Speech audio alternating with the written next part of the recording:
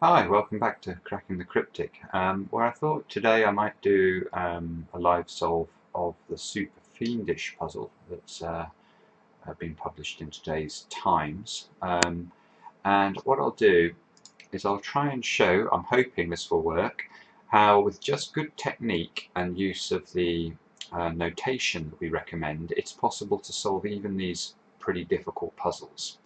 So here's the puzzle on screen now.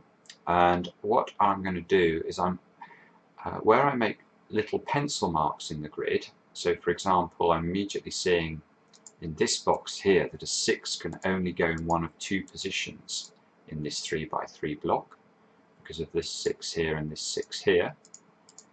That is the situation where I will make pencil marks like that. So that's telling me that in this 3 by 3 block a 6 can only go in those two positions. And what we'll try and do is we'll work our way through the puzzle like this, just making pencil marks, filling in large numbers where we can. So again, on this block here, I can see that we need to place a 2 and a 6. Look, there's a 6 here. So this cell here has got to be a 2, and this cell here has got to be a 6. And we're just going to go through the grid methodically, making these pencil marks and adding in big numbers where we can, and we'll see how far that takes us. Now I'm hoping that it will take us to the end. It's certainly possible on an awful lot of these very difficult puzzles to get to the end just by having good technique, without having any real genius or anything. Just by being methodical and plodding through, you have surprisingly good results. So let's carry on. You can see this cell here has to be a 3 because we have a 3 down here, a 3 here, and a 3 here. And we can place that 3.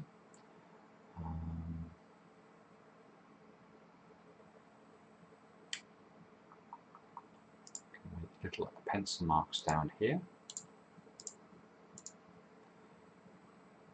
Pencil mark 9s over on this side of the grid, like that.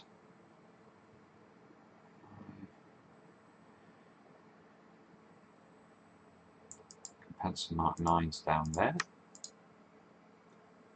And that allows us to place a big 9 here, because the interaction of the 9s being forced over into column 9 here, and this 9 mean that the 9 is in one of these two positions in this 3 by 3 block.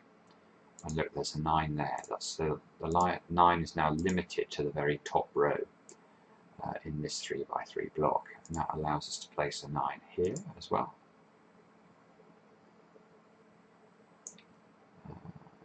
Can't quite place any pencil mark 9s here. You can see, although the 9s are restricted, they can't be here, here, or here, or here, or here. There are 4 cells there that can take a 9, and therefore I'm not going to pencil mark that.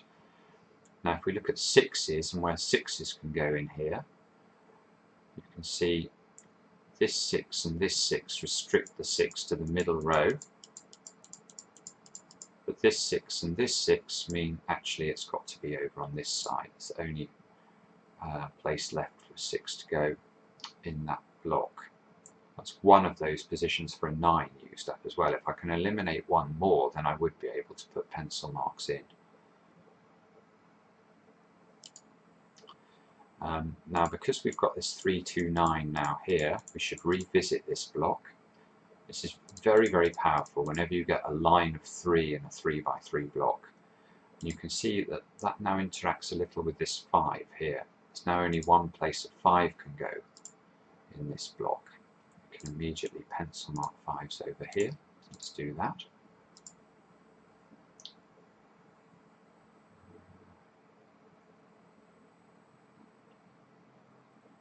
8. The 8s are pushed over into this top line as well.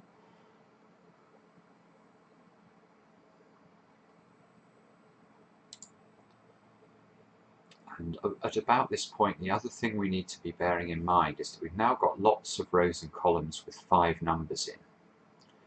So it's always worth trying to scan these rows and columns in particular and see whether or not there's any limitations. So let's just have a look here at row 7, for example. You can see that the numbers 1, 4, 5 and 7 are missing. We need to fit the numbers 1, 4, 5 and 7 into these 4 cells.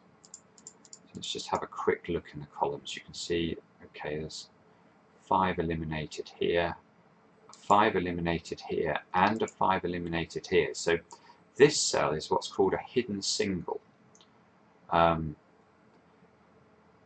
in the sense that it is the only place left in this row where a 5 can go. So even if you were to focus exclusively on this cell, you wouldn't be able to use the logic of the rows and columns and the box affecting this cell to find that this was a hidden single.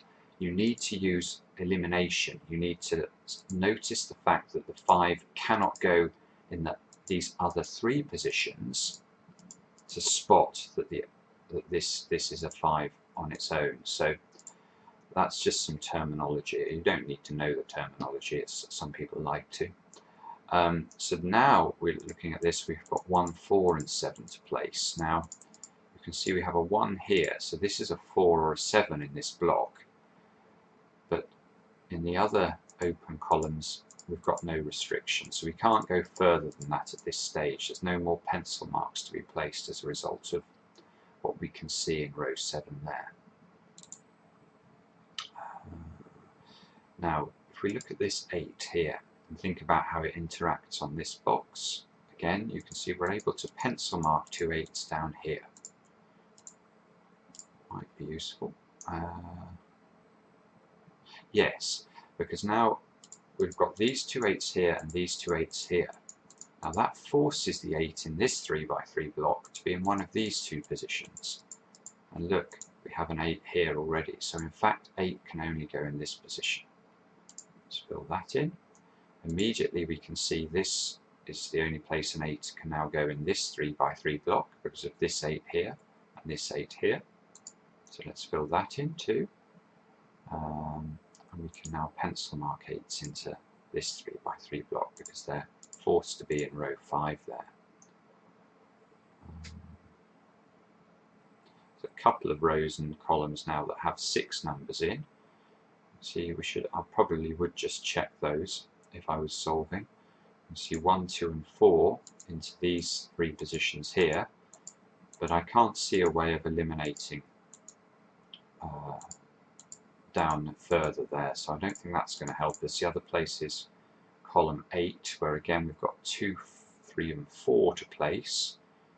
You can see we've managed to pencil mark 3s in, but I can't see, again, I can't see a way of restricting this cell further. So I think we're going to have to think harder. One thing we could do is we could look at this 2. Again, that's going to allow us to place some pencil marks here in column 1. So let's do that. We can use this 2 here perhaps and this 2 here. We now know that the 2s are locked into these 3 positions, and we have 2s pencil marked here. So in fact, the 2s can be pencil marked now into those 2 positions. And this box has got a lot of pencil marks in it. So we might need to think hard about that block soon. Actually, we can pencil mark some 5s into this block too. Let's just do that, see if that tells us anything extra. I'm not seeing anything immediately.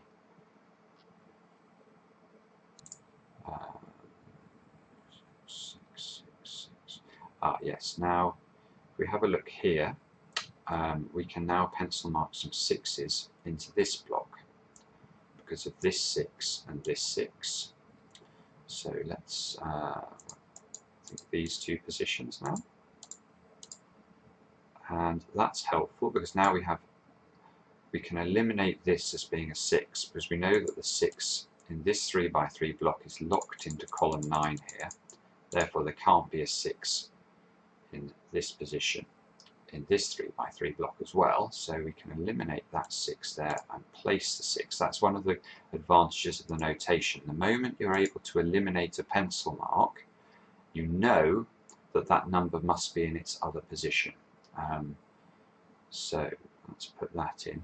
can see now we might be able to make some more pencil marks in this top block here. And we've got to place the numbers 1, 2 and 4. And we can put some pencil marks in like that for the 1s. And we can put pencil marks up into those 2 positions for the 2s. Now, there's still an absolute dearth of 4s in the grid. I don't know if you've noticed that too. There's only 1 4 in the grid and it's down here. So we'll have to try and find some 4s at some point. What next?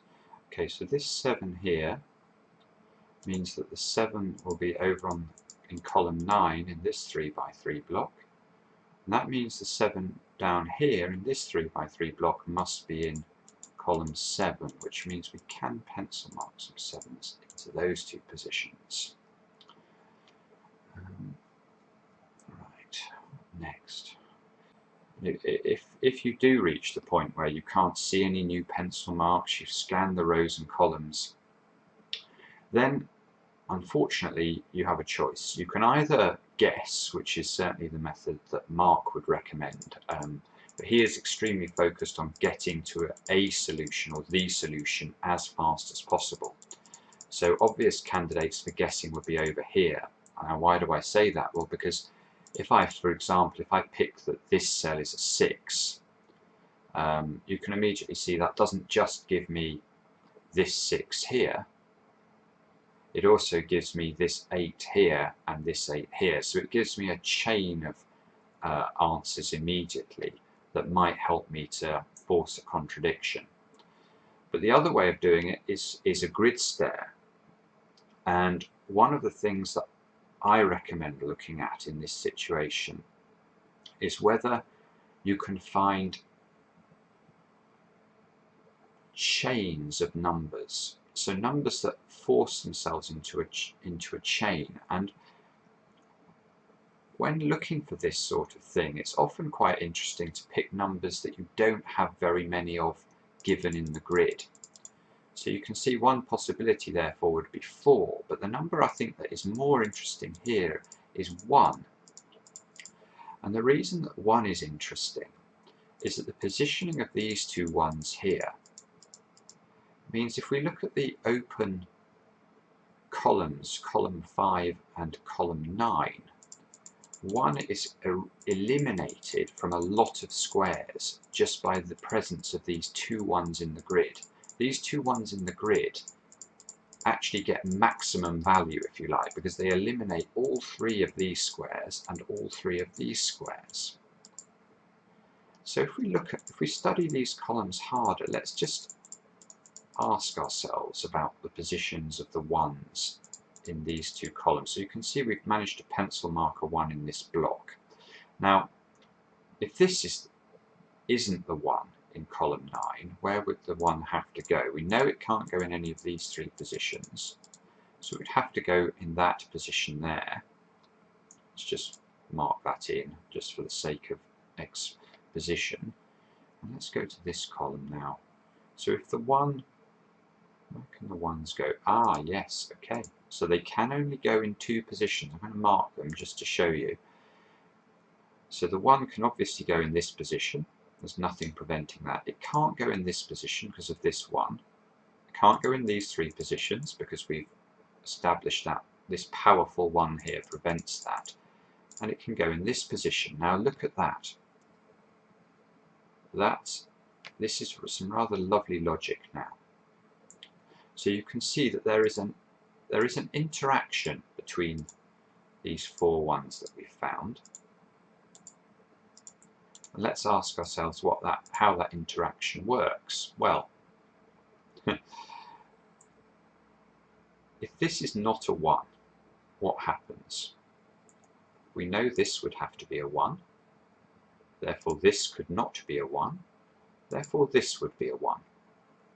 So if this is not a 1, this must be a 1. If this is a 1, this can't be a 1.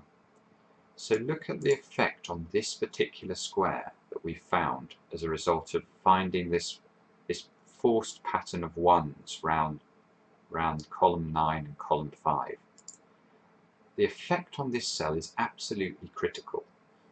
If this is a 1, obviously this can't be a 1 then, but if this is not a 1, this will be a 1, and this can't be a 1 either. So there is no way for this cell to contain a 1. Therefore, once we remove that 1, there's only now one place a 1 can go in this 3 by 3 block. It can only go here. So, I mean, the only unfortunate thing about that is that I was hoping that this puzzle might might yield to some very simple techniques, and I totally accept that what I did just now, that was not a totally simple technique, but I hope it was illustrative of how to get yourself unstuck in one of these puzzles. It's always possible to get yourself unstuck, and it's just a matter of knowing the techniques you need to use. So now we've got this 1, how can we use it? Well, now I'm looking at these 3 cells here. We now know these 3 cells have to be 4, 5 and 8. And we've managed to actually pencil mark all of them now. And you can see that we have, once you have this situation where you've got 2 of the same numbers in 2 different cells, this third number, this 8, cannot go in this cell. If this 8 goes in this cell, we would have to put both the 4 and the 5 in this cell, which is impossible. So we can remove the 8 here, and this is going to be an 8, like that. And you can see, I think this is going to be very helpful to finishing the puzzle now. We're able to place this 8 here, because we can remove this pencil mark, like that. We know one of these 2 cells has to be a 1 now, because we have a 4, 5 pair. We've still got to place a 1 somewhere in this 3 by 3 block. So let's put the 1s into those 2 positions.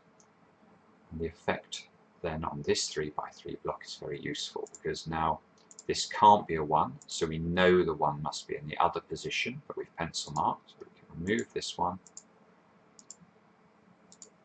place this 1 here. Now the moment we place that 1, we eliminate the possibility of the 2 that we had in that cell, the pencil mark 2. So the 2 must be here. And by the same logic again, the 6 must be here. And you get this flurry of numbers. And the only thing you have to be careful about here is making sure you make all of your pencil marks off the back of these numbers, because you can see, for example, this 6 gives us this number. Let's remove the pencil marked 6 from that position. But the 2, we must make sure we use the 2 as well. The 2 interacts with the 2's here and allows us to pencil mark 2's into those 2 positions there. In fact, there may be an opportunity to sort of finish in Magnus Carlsen type style here. Remembering our chain of 1s that we had before. Just let me just study this a second. 2. Okay, yes, let's have a look at this cell. So you can see, if we look at the column, we have 1, 2, 4 and 7 to place. And we have a 4 and 7 over here in row 9. So we know this cell is a 1, 2. These are the only 2 cells, 2 possibilities for this cell. But now I want everyone to think about, pause the video if you need to, remember the chain that we established earlier with the 1s, how they sort of made their way around the grid, and I've still actually got them labelled in here. And let's look at the effect, and I might add some highlighting when I edit the video later, that has, if we think about the interaction of this cell and this cell, believe it or not, because there is now sort of a way of forcing around the grid the pattern of the 1s here. So if this is a 2, what is the effect on this cell? If this is a 2, this obviously cannot be a 2. Okay? If this is not a 2, it must be a 1, and that takes us into our forcing 1 chain. If this is a 1, this is not a 1, this is a 1, and this is a 2. Either way, we get a 2 pointing at this cell, either from here, being a 2 itself, or from the chain of 1s forcing this to be a 2 and pointing at this. So either way round, this is not a 2. So again, I apologise a little bit here because I wasn't expecting this Super-Fiendish to be nearly this complicated, but it's actually proving to be a rather lovely puzzle. So this resolves the way that this 2 and 4 must go. That allows us to replace the 2 and the 1 here, and I'm fairly confident in saying now that if you've got this far, you have actually done everything you need to do, and the puzzle will now fall. So I'm not going to insult anyone's intelligence by finishing off these final steps. If you want to, by all means do that in your own time, but I hope that this has been an interesting watch. If you've enjoyed it, please do like the video, please comment, please do subscribe to the channel. We really appreciate it, and we'll see you again next time on Cracking the Cryptic.